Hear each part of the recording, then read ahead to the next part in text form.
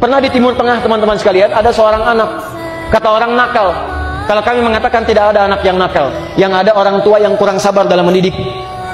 Yang hebat anak itu, aktifnya luar biasa. Permainannya di mana-mana, semua dipakai mainan. Ibunya satu kali masak, karena suaminya mau kedatangan tamu. Begitu masak, sudah bagus, siap dihidangkan. Tiba-tiba anaknya datang, bawa mainan, mainannya pasir, teriak-teriak, umi, umi, umi, umi, ibu, ibu, ibu, ibu, ditaburkan pasirnya di makanan yang sudah jadi itu. Beng. Kisah nyata, bukan rekayasa. Pertanyaan saya, ibu, kalau suami kedatangan tamu, ibu masak tuh. Tamu udah mau datang, masakan sudah jadi. Anak ibu datang yang 5 tahun, masya Allah, yang disayang-sayang itu bawa pasir, mama, siram semua masakan. Pertanyaan saya, bagaimana respon ibu pada saat itu? Tuh, kalau ibu nggak tahu konsep ini, wah, pasti nggak enak nih. Kamu ya, anak siapa sih? Oh, anak siapa? Dia yang ngandung, dia yang nyusuin. Tanya anak siapa? Pergi kamu dari sini. Oh, pergi. Coba lihat, apa yang dikatakan oleh ibu yang ini? Dalam keadaan emosinya meluap, diarahkan kepada doa. Anta idhab ilal haram takun imaman fi. Kamu ini pergi kamu ke Masjidil Haram sana, jadi imam di sana. Anak kecil datang bawa pasir, nyiram masakan ibunya yang sudah jadi, meluap perasaan di ibunya. Kata ibunya, dia paham rumus ini. Pergi ke Masjidil Haram jadi imam ya. Allahu Akbar. Dia tahu makanan bisa diganti, tapi anak gak ada yang bisa diganti. Awas, hati-hati. Awas para ayah juga, awas. Ibu, jangan karena main WA kemudian anak rewel, tiba-tiba Anda menjewer anaknya. Yang dibanting tuh WA-nya. Jangan WA anak ambil, jangan WA Anda ambil, anak di WO. Bukan Anda jewer anaknya, handphone yang dibanting. Karena tugas Anda kepada anak lebih penting dibandingkan tugas Anda WA-an. Balik sini. Jadi imam di sana ya. Apa yang terjadi? Kemudian hari anak itu benar-benar jadi imam di Masjidil Haram. Bahkan sekarang beliau ketua dewan imam di 2 masjid suci, Masjidil Haram dan Masjid Nabawi. Dialah Syekh Abdurrahman As-Sudais. Ibu tuh doa. Yang kedua, saya tutup. Tenang Bu ya, ini masih ada 3 poin lagi ya. Kita simpan dulu. Yang kedua, berdoa dengan bahasa yang menyentuh. Dalam Al-Quran itu setiap doa selalu diungkapkan dengan kalimat yang menyentuh. Sedangkan Allah Maha Perasa.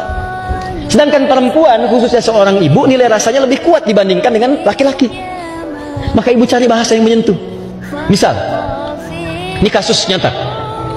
Saya dulu pernah mengasuh satu pesantren, kedatangan seorang ibu. Dia adukan anaknya. Ustadz, anak saya itu susah sholatnya. Sulit, ibu sudah ingatkan. Sudah. Berapa kali? Sering. Sudah Bu, ibu nggak usah ingatkan lagi. Nanti malam ini ibu bangun sholat tahajud di kamar anak ibu saat dia tertidur. Kemudian ibu berdoa kepada Allah, minta. Cara berdoanya, mohonkan kepada Allah dengan segala fungsi keibuan ibu. Katakan, ya Allah, Engkau yang menitipkan anak ini kepada saya, bukan kepada ibu yang lain. Engkau yang jadikan ia, ya Allah, dikandung dalam rahimku, bukan di rahim perempuan lain. Engkau yang telah tetapkan ia, ya Allah, disusui olehku, bukan oleh ibu yang lain.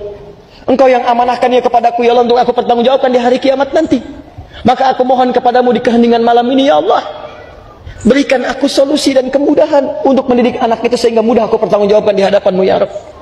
Ya Allah, jangan wafatkan aku kecuali Engkau telah jadikan anak ini, ya Allah, sebagai anak yang baik dalam pandanganmu. Jangan Engkau wafatkan aku, ya Allah, kecuali Engkau telah berikan aku solusi untuk menuntaskan amanah ini, ya Rabbal Alamin. Minta hari pertama, hari kedua, nanti setelah 3 malam, coba ibu kesini lagi, apa yang terjadi? Atau apa yang terjadi? Begitu hari yang ketiga, ibu ini datang jam 7 kurang sedikit, dari kejauhan sudah mengeluarkan suara yang sangat kencang. Dia katakan, Ustaz, Masya Allah. Dan tangan kanannya menggenggam 1 bungkusan nasi uduk pagi-pagi. Ibu kenapa ceria sekali? Anak saya sudah sholat Ustaz 3 hari. Kok bisa segilang? Ternyata di malam yang ketiga itu dia bangun, dia peluk ibunya. Rupanya saat ibunya berdoa di malam pertama, mendengar terisak-terisakan tangisan, dia mulai tersadar, tapi sambil malas-malas dia tiduran. Hari kedua mendengar tangisan-isakan, dia mulai menyentuh kepada hatinya. Hari ketiga begitu terisak, dia turun dari kasurnya, dia peluk ibundanya, dia minta maaf, dia cium kakinya. Maafkan saya, Ma. Maafkan saya, Ma. Saya dengar doa Mama. Saya nggak sholat itu bukan karena nggak sholat, tapi bukankah Mama juga sekarang baru sholat? Bukankah ayah begitu sibuk tak pernah ngajak saya sholat dan sebagainya? Keluar kemudian unek-uneknya, keluar kalimat-kalimatnya, tapi kalimat ibu yang menyentuh itu menyentuh ke dalam sanubari. Dia katakan, saya berjanji hari ini saya akan sholat. Begitu dia katakan sudah sholat, lalu minta santri untuk mengajarkan. Kami khususkan satu orang santri mengajar. Apa yang terjadi? Sholatnya bagus, dia mulai menghafal Quran. Bahkan sejak saya pamit dari pesantren itu, hafalannya sudah 2 juz. Mungkin sekarang sudah selesai hafalan Qurannya. Anda bayangkan, dari anak yang tidak pernah sholat, doa ibu yang sangat luar biasa, dengan doa itu merubah keadaan anaknya, sampai dia bukan sekedar sholat, tapi menjadi bagian dari ahli Al-Quran. Doa.